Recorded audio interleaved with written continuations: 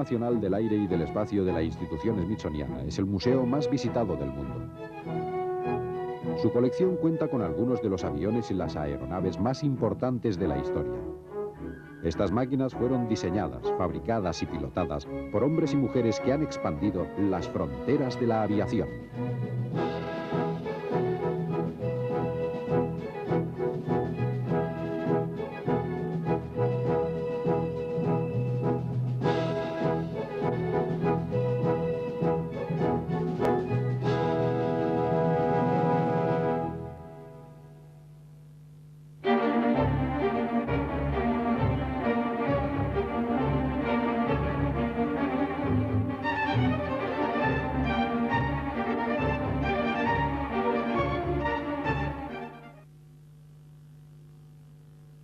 A principios de 1936, el coronel Dornberger y Werner von Braun trabajaban en el diseño y construcción de un cohete de una longitud de 12 metros. Sería usado como arma, con un alcance de al menos 256 kilómetros y una velocidad de 5.760 kilómetros por hora.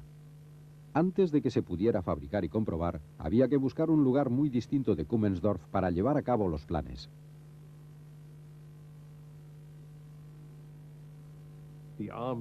El ejército vio claramente que las pruebas con cohetes cada vez más potentes no podían seguir efectuándose en Kummensdorf. Buscaban una zona que pudieran convertir en área de lanzamiento de cohetes, que estuviera aislada, lejos de zonas pobladas. Von Braun propuso desde el principio que se buscara un área de lanzamiento cerca del mar, de manera que pudiera lanzarse el cohete y aterrizar sobre el agua, donde es poco probable que cause daños. También quería que estuviera cerca de la costa, de forma que desde la costa se pudiera seguir la trayectoria con teodolitos y equipos fotográficos. Estas fueron las razones por las que se escogió Peenemünde. Peenemünde se halla en la isla de Usedom. El río Peene separa la isla de Usedom del continente. También había un puerto, lo cual facilitaba el transporte de material pesado. Para desarrollar el A4, von Braun convenció a algunos viejos amigos de Raketenflugplatz y algunos nuevos talentos recién llegados para que se unieran al proyecto. Klaus Reidel, su mujer Babs y los jóvenes y brillantes Walter Teil y Hans Heuter estaban entre los que confiaban en el proyecto dirigido por von Braun y se trasladaron a Peenemünde.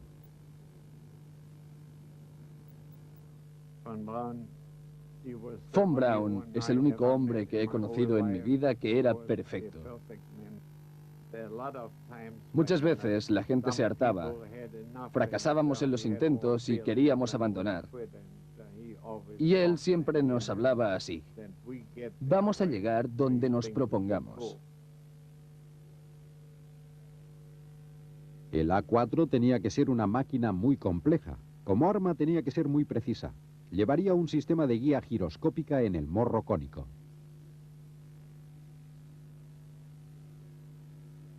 Justo debajo estaría situado el depósito de oxígeno líquido. A diferencia de los cohetes de Goddard que usaban gasolina, el A4 utilizaría el alcohol etílico. La clave de este cohete sería la bomba de turbina que alimentaría una corriente regular de propulsión en la cámara de combustión, produciendo una velocidad de salida de fuerza de propulsión.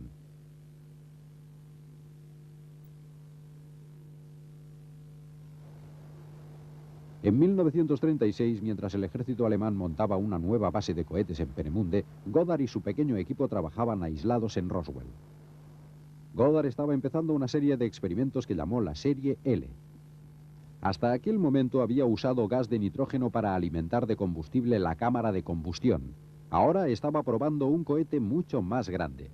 Un depósito de gas de nitrógeno proporcionalmente más grande sería demasiado pesado, pero si usaban nitrógeno líquido en vez de gas, podía instalar un depósito más pequeño y más ligero. En aquel momento ya hacía 6 años que Goddard trabajaba en Roswell. En Roswell sabían que había un tipo por los alrededores lanzando cohetes. Algunos pensaban cosas como que iba a chocar con la luna o, ¿sabe? No tenían muy buena opinión de él. Pero otros se daban cuenta de que estaba intentando crear algo para hacer viajes interplanetarios. Goddard mantuvo su trabajo en secreto y aunque la gente de Roswell cotilleaba, al menos no fisgaban. Por otra parte, Goddard y su mujer, Esther, participaban en los asuntos de la pequeña comunidad. Ambos participaban en cosas del pueblo. ¿Sabe? Él estaba con... A ver, ¿era Kiwanis? Sí, creo que sí. Iba a la iglesia de vez en cuando, pero a veces se concentraba en su trabajo y se olvidaba del mundo. Así que aceptaba los choques tanto como las cosas buenas. Tenía que ser así porque choques no le faltaban. El joven Bob Truax había oído hablar del trabajo de Goddard y sentía curiosidad por saber cómo le iba. Le escribí unas cuantas cartas. Solo recibía como respuesta una circular. Y leía todo lo que encontraba en la biblioteca sobre sus experimentos, lo cual me irritaba profundamente, porque no figuraban datos numéricos ni estadísticas. Me preguntaba qué tipo de rendimiento obtenía. No lo sabía, no lo decía a nadie, pero se podía leer muy bien y había fotos interesantes. Las pruebas de la serie L no empezaron muy bien. Las cámaras de combustión no dejaban de quemar y los intentos de utilizar 4 motores pequeños en vez de uno grande fracasaron. Goddard redujo el diámetro del cohete y en la primavera de 1937 realizó varios vuelos con éxito, en uno de los cuales se alcanzó una altura de 2.700 metros, su mejor resultado hasta aquel momento. El 19 de mayo lanzó con éxito una nueva versión con hélices retráctiles y dirigibles en la base del cohete. Aparte de ocuparse de hacer volar los cohetes, el otro problema al que se enfrentaba Goddard era asegurarse de que los paracaídas funcionaran para amortiguar la caída de los cohetes y reducir los daños. Había muchos fallos en los paracaídas. Charles Lindbergh sugirió entonces que Goddard contactara con la Asociación Aeronáutica Nacional para invitarlos a Roswell y verificar sus progresos. Goddard aceptó con reparos. Se citó a 3 observadores militares, pero el día de junio de 1938, en que se había fijado la demostración de vuelo, un tornado devastó el Valle Eden y destrozó la torre de lanzamiento. En el curso de 2 meses se efectuaron las reparaciones pertinentes y finalmente los observadores pudieron ver y filmar un vuelo que alcanzó los 1950 metros de altura. Por aquel entonces Bob Truax se había trasladado a Annapolis, Maryland, como aprendiz de guardia marina en la Academia Naval. Pidió a los oficiales que le dejaran experimentar con cohetes.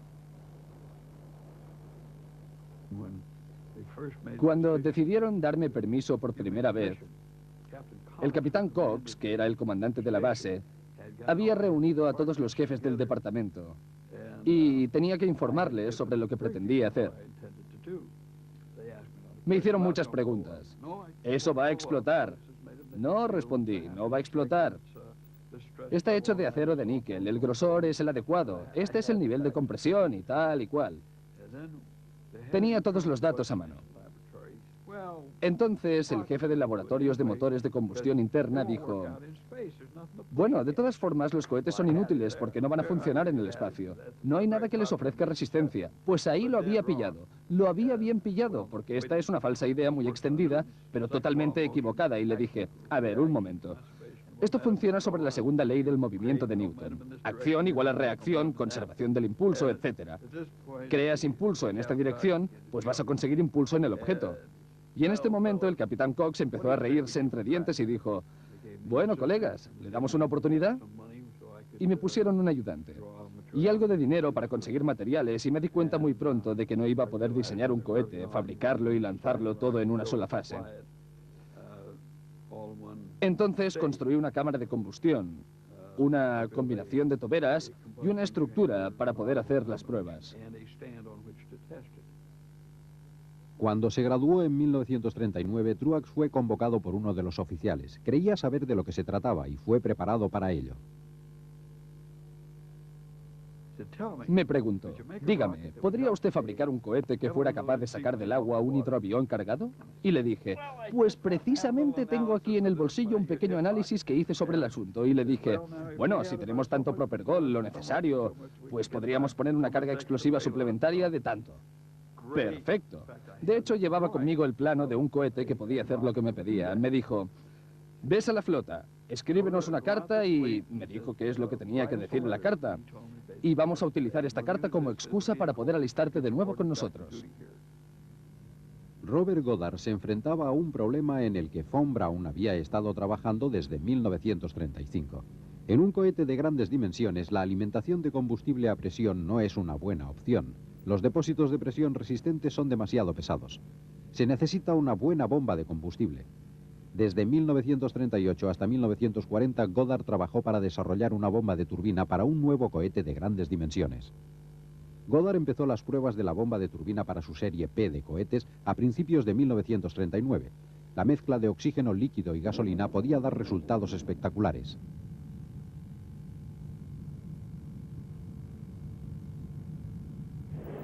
La bomba de turbina de Goddard llevaba una caldera para vaporizar una cierta cantidad de oxígeno líquido. El gas del oxígeno caliente accionaba una pequeña turbina. La turbina movía las bombas que enviaban el oxígeno líquido y la gasolina en la cámara de combustión. La bomba para la gran serie P de cohetes tardó en desarrollarse. Era el desafío técnico más difícil al que se había enfrentado Goddard en toda su carrera. La primera serie P de cohetes no estuvo lista para volar hasta agosto de 1940. En la primera prueba, los depósitos de combustible estallaron y se incendiaron. En aquel momento, un joven de Roswell, George Boat, visitó al Dr. Goddard y le pidió trabajo. Lo pusieron en el taller para hacer soldaduras y aprender las técnicas de la cohetería. Más de 50 años después, en el lugar de lanzamiento del Valle Eden, George Boat recuerda sus impresiones de aquel tiempo. Sobre todo era la excitación de prepararlo todo y esperar que funcionara, porque esta era la cuestión, claro. Por supuesto, los fracasos nos llenaban de temor. Porque estás a solo 300 metros del lanzamiento. Una vez recuerdo que se elevó el cohete y volvió a caer en círculo y se estrelló a unos 30 metros de donde estábamos, o sea, bastante cerca.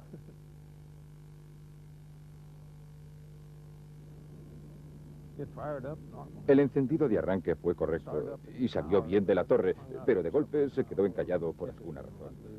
No sé, uno de los retenes no se soltó y después de elevarse un poco, uno de los depósitos explotó, creo. Entonces esperamos un momento y corrimos hacia allá para tirar arena y apagarlo todo. Pero era oxígeno líquido. Había que ir con mucho cuidado porque era muy explosivo.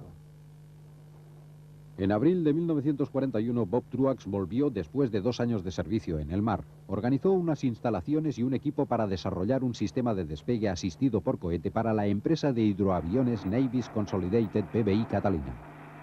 Truax no era el único americano que trabajaba en el proyecto Hato, que es como llamaban al sistema de despegue asistido. El doctor Theodor von Karman y su equipo del Laboratorio de Propulsión a Reacción en Caltech estaban haciendo pruebas con éxito para el Hato con combustible sólido. Mientras Bob Truax todavía estaba en el despacho de aeronáutica de la Marina montando las instalaciones para la investigación del Annapolis Hato, el doctor Goddard fue a verle.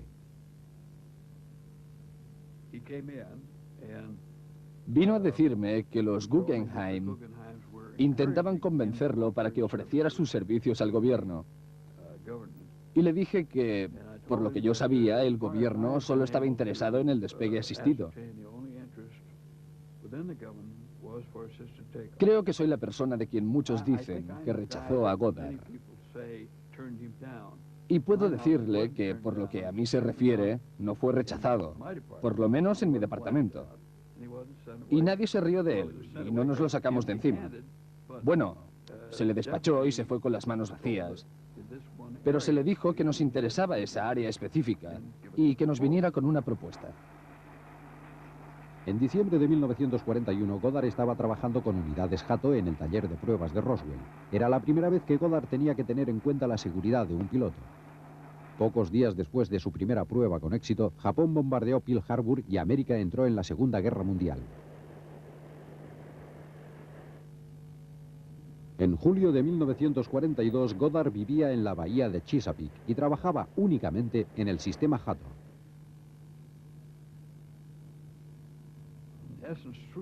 Básicamente, durante la guerra trabajamos en colaboración. No sé si se podría decir que trabajamos juntos. De alguna manera, éramos rivales. Entretanto, Alemania había estado en guerra en Europa durante más de 2 años. Los trabajos con el motor de turbina y el motor para el cohete A4 estaban avanzando. Era mucho más grande que la bomba y el motor para la serie P del Dr. Goddard, y tenía la capacidad de poner en marcha un arma espectacular. Generaron una combustión muy activa. Por tanto, el rendimiento de combustión del motor A4, la unidad de 25,4 toneladas, era bastante mejor que los elementos tomados individualmente. Esto, automáticamente, era una ventaja con la que no habíamos contado. Pero fue muy útil realmente para cumplir los requisitos de los militares para el A4. Alemania no tiene petróleo, por tanto, no era buena idea planificar el uso de gasolina para vehículos militares. Entonces es cuando von Braun, después de estudiarlo bien, sugirió la idea de usar alcohol etílico. En Alemania utilizamos patatas porque había muchas, especialmente en la región polaca. Por eso no significaba un gran problema conseguir alcohol etílico.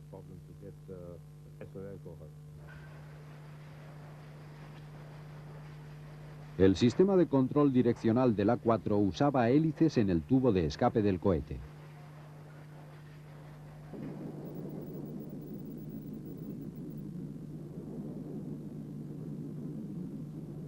Era parecido al sistema Goddard, pero tenía una mejora importante. En algunas de sus versiones, el cohete podía pararse desde el suelo, utilizando la mejor tecnología de radio que había en Alemania en aquellos tiempos.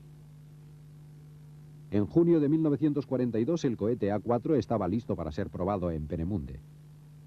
Se instaló en el taller principal de pruebas, el número 7. Se había probado el motor en encendidos estáticos. Ahora, muchos de los implicados en los proyectos de Raketenflugplatz hacía 12 años esperaban aquel momento trascendental.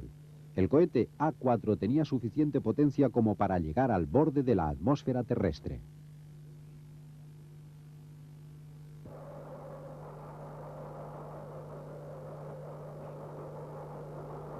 Las primeras pruebas fracasaron. Había que perfeccionarlo. Von Braun estuvo siempre muy activo. Naturalmente estuvo observando los lanzamientos. Dictó sus impresiones durante estos. Luego tuvimos, naturalmente, reuniones con todo el equipo después de los lanzamientos fracasados y se decidían los cambios para el próximo. Así, finalmente, el 3 de octubre de 1942 conseguimos el primer lanzamiento con buen resultado.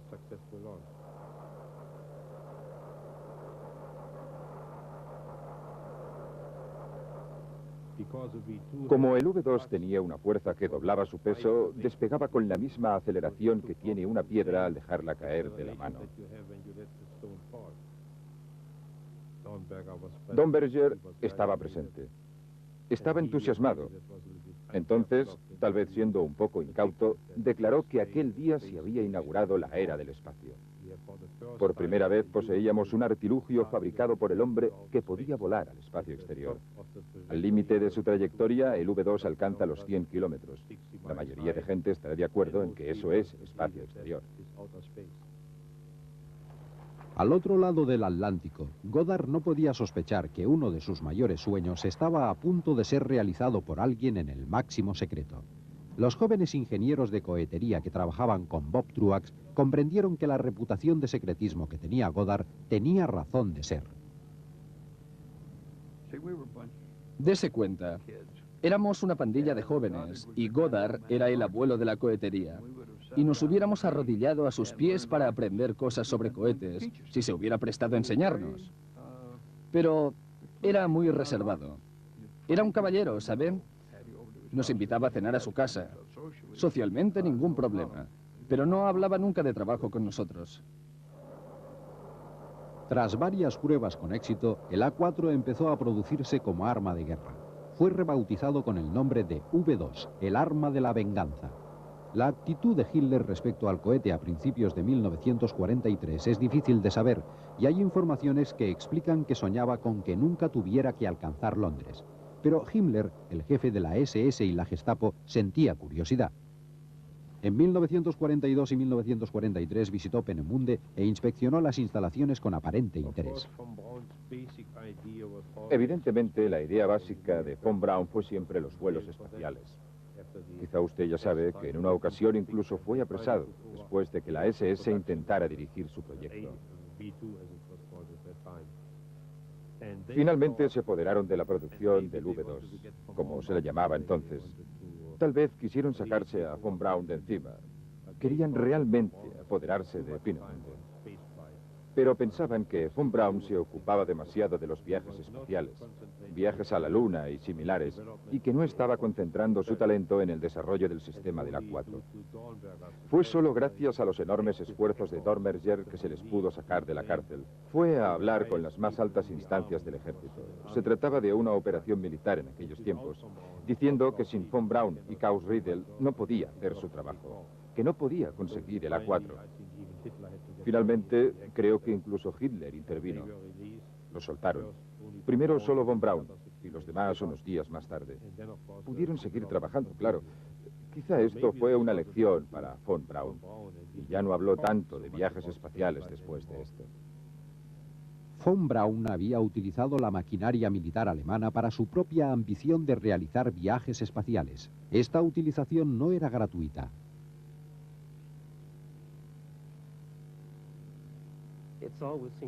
Siempre he pensado que es uno de los dilemas éticos más acuciantes de la ciencia y la tecnología del siglo XX. Este deseo de conseguir un objetivo que tiene realmente unas implicaciones importantes para la humanidad. Me refiero a abandonar nuestro planeta. ¿Y qué precio estás dispuesto a pagar para llegar allí? En septiembre de 1944 se puso en funcionamiento el V2 con éxito, usando un sistema móvil de lanzamiento. Utilizando esta tabla de lanzamiento, o cualquier parcela de tierra, un cruce de calles, cualquier lugar de suelo sólido, incluso un camino forestal, se podía lanzar un V2. Inmediatamente después del lanzamiento, corrió la voz de que se había efectuado. Y hubo mucha gente que informó rápidamente a los británicos de ello. Naturalmente, los bombarderos británicos y los cazas despegaron de los aeropuertos. Y al cabo de 10 o 15 minutos bombardearon la base de lanzamiento. Mientras tanto, claro, las tropas habían retirado todo el material, lo que se podía hacer con relativa rapidez. Desaparecieron y lo guardaron en otro lugar. La producción de los V2 fue dirigida por la SS de Himmler y el Ministerio del Armamento, y los prisioneros de los campos de concentración fueron forzados a trabajar en una fábrica subterránea cerca de las montañas de Harz, en unas condiciones de esclavo. El dilema moral de von Braun se hizo más complejo. No era tanto el hecho de que el V2, por ejemplo, era un arma que mató a gente que estaba en el objetivo militar, como el hecho de que, asombrosamente, murió mucha más gente en el proceso de fabricación del V2. En Anápolis, en otoño de 1942, los experimentos Hato de Goddard no pasaban por un buen momento. En la última prueba se elevó unos 24 metros. Entonces se recalentó y creo que se abrió un poco la cámara. Causó una gran confusión en el avión, como puede usted imaginar. Pero lograron aterrizar y solo hubo unos pequeños daños en la sección de la cola del PBI. Pero eso fue el final.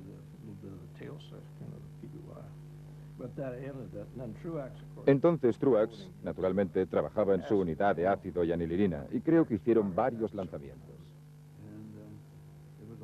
Y finalmente se consiguió sacar del agua al gran PBY con poca potencia. No solo con cargas explosivas considerables. Lo sacamos con tanta carga que cuando el cohete salió, el avión volvió al agua. Y no permanecía en el aire sin ellos. Entonces demostramos que la idea era factible. En 1943 y gran parte de 1944, los ingenieros americanos de cohetería ignoraban por completo la existencia del V2, pero poco a poco las informaciones fueron filtrándose. Durante la guerra pudimos conseguir piezas de los V2 que habían caído en Suecia o en Inglaterra, y nos las mandaban por barco. Una vez tomé una fotografía de Goddard boquiabierto, observando con sorpresa la cámara de propulsión de un V2, porque era mucho más grande que la que nosotros habíamos fabricado. Quería trabajar solo. Se negó a dar información sobre lo que había descubierto hasta que estuvo listo para el lanzamiento. Charles Lindbergh, el obstinado defensor de Goddard, hizo un resumen de sus logros. Tal vez el trabajo de Goddard era una especie de callejón sin salida. Por otra parte, era una especie de visionario que no tuvo que esperar el proyecto Apolo para ir a la Luna. Ya había estado allí. En su mente, en su imaginación, ya había volado por el espacio. Vivió su vida tal como quiso vivirla y desde el punto de vista de Lindbergh, ¿qué más puede pedir un ser humano? En agosto de 1943, las instalaciones del V2 en Peenemünde fueron bombardeadas por los aliados con el objetivo no solo de arrasar todas las instalaciones, sino de acabar con todos los expertos alemanes en cohetería que se pudiera alcanzar. Los daños causados a las instalaciones fueron superficiales, pero los pueblos de los alrededores sufrieron una gran devastación. Por aquel entonces, de todas formas, Peenemünde ya había cumplido con su cometido. Los V2 habían sobrevivido al control de Dorpberger y von Braun. Al final de la Segunda Guerra Mundial, América, Gran Bretaña y Rusia se interesaron mucho por el destino de los V2 y por el mismo von Braun. El Ejército Rojo había aparecido, ¿sabe? Con listas de nombres y fotografías de individuos que querían llevarse, como von Braun. Y se habían ido. Se fueron con los americanos y, bueno, eso fue realmente, quizá no la base para el desarrollo de cohetes en América en la posguerra, pero sí un elemento clave, desde luego.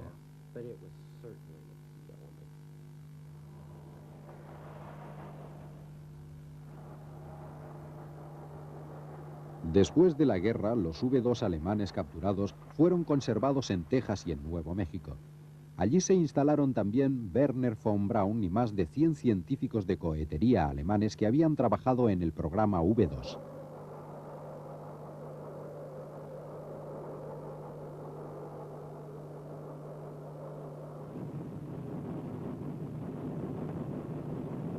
Los V2 contribuyeron enormemente al desarrollo de programas espaciales y de misiles en América.